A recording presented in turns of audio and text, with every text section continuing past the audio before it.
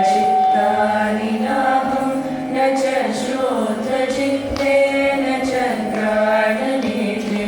मनोबुद्ध्यहङ्कारचित्तानि नाहं न च श्रोत्रचित्ते न च घ्राणनेत्रे न च व्योमभूमेन तेजो न वायुः चिदानन्दरूप शिवोऽहं शिवोऽहं चिदानन्दरूप शिवोऽहं शिवोऽहं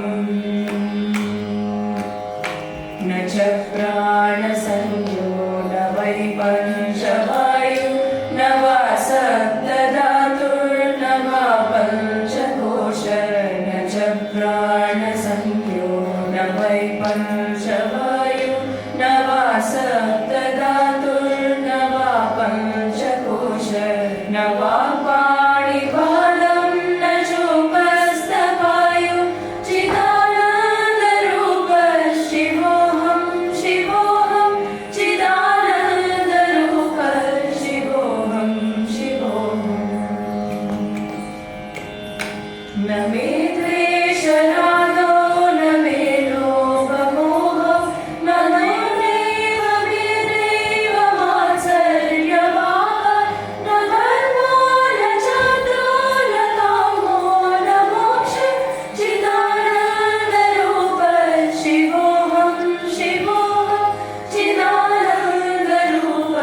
शिवोऽहं शिवोऽहं शिवोऽहं शिवोऽहं शिवोऽहं शिवोऽहं शिवोऽहं शिवोऽहं शिवोऽहं शिवोऽहम् न पुण्यं न पापं न सौख्यं न दुःखं न मन्त्रो न तीर्थं न वेदा न यज्ञा न पुण्यं न पापं न सौख्यं न दुःखं न मन्त्रो न तीर्थं न वेदा न यज्ञा अहं भोजनं नैव भोजं न भोक्ता चिदानन्दरूप शिवोऽहं शिवोऽहं चिदानन्दरूप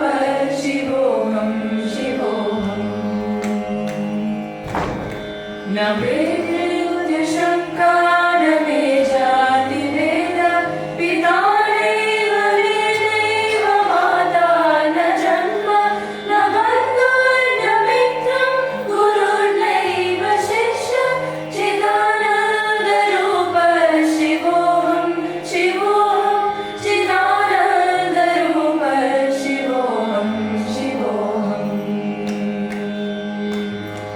अहं निर्विकल्पो निराकाररूप